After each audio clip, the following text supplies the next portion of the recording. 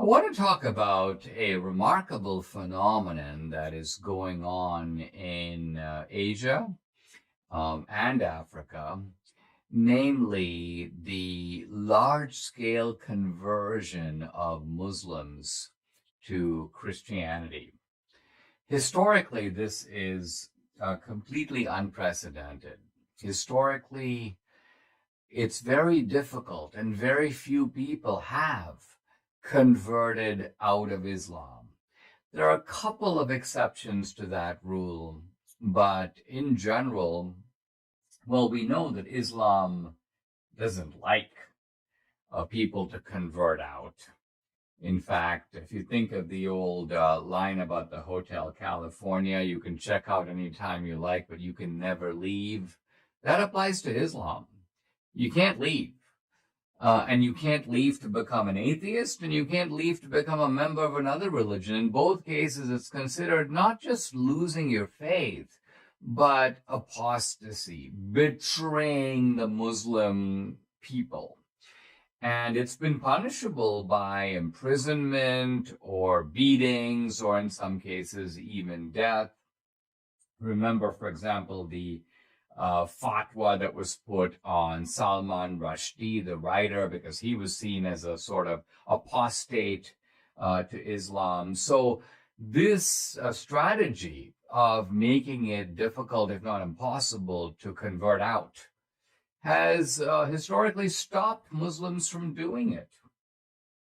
And there, as I say, are a few exceptions to this rule. In 16th century Spain, once Catholic monarchs got a hold of Spain, they established preferential treatment for Catholics, and they essentially expelled the Moors, the Muslims, from Spain. Now, there were some Muslims at that time who converted to Christianity in order to be able to stay in Spain, but that's an historical exception.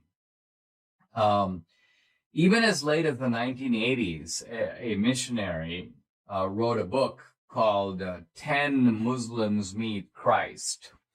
And while the book focused on 10 Muslim converts, it was very clear from the book itself that this is extremely rare. It's really hard to get a Muslim convert. So, like, I found 10. Let me tell you about their stories. But now, interestingly, in many countries, not just in one particular place, in Algeria, in Albania, in Syria, in Kurdistan, in Egypt, you have Muslims converting to Christianity. In fact, they're converting to Christianity in such numbers that there's even a name for them. They're called MBBs. Pastors call them MBBs, meaning Muslim background believers. Believers, Christian believers who come from a Muslim background. How many converts? No one knows exactly for sure. But from the Muslim side, you have had complaints. There was a complaint by a guy on Al Jazeera who said that by his count, 6 million Muslims are converting to Christianity each year. Think about that. That's a huge number.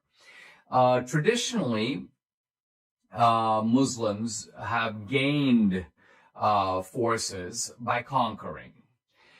So they don't really convert people to Islam really by persuasion either. They use force.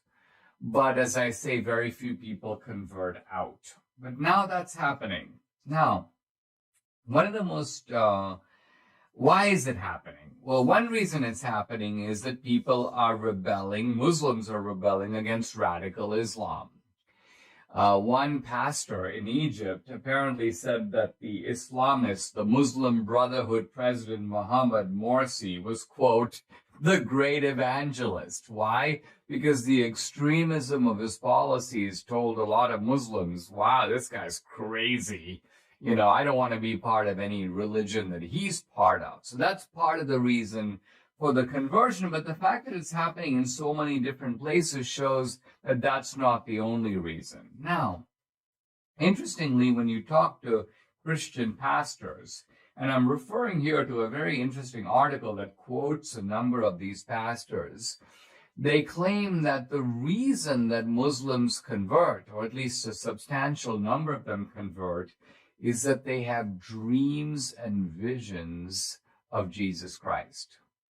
Now, this is a little bit far out, but apparently an Iranian convert, this guy's fairly typical, he said, quote, "Many people are having dreams and visions about a shining man dressed in white telling them about Jesus." The leader of a Presbyterian church in Pakistan said that there were some Afghan imams who traveled hundreds of miles to study the Bible, and when he was asked, well, why are they doing that? He goes, quote, "Dreams. Christ appeared to them in their sleep." And then a Colorado pastor who conducts classes in Arabic via the radio and the internet, he goes, "Virtually all my students came following dreams. There's a missionary named Michael Stallwork, and he is a missionary in Frankfurt, and he said a veiled woman came up to him. He thought it was a beggar. He was about to give her money, but she goes, "Are you the imam?" And he said, "Well, I'm not an imam, but I am the pastor of this church." And she said, "Well, in that case, you are the right man. God has commanded me in a dream to go to the big church on the market square and ask for the imam," meaning the priest, "to tell me the truth." So I think what I find fascinating about all this is that these people who are having dreams, now Christ is a prophet in Islam. He's called Isa.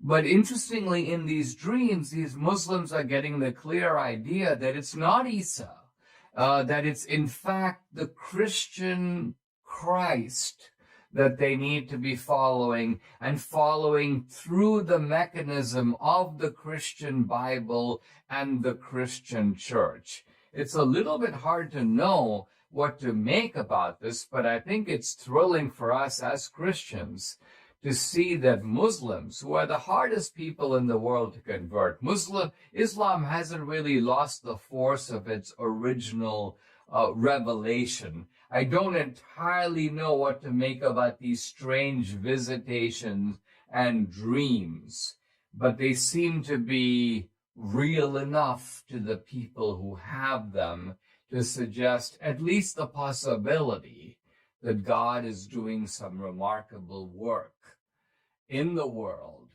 through Muslims, pointing them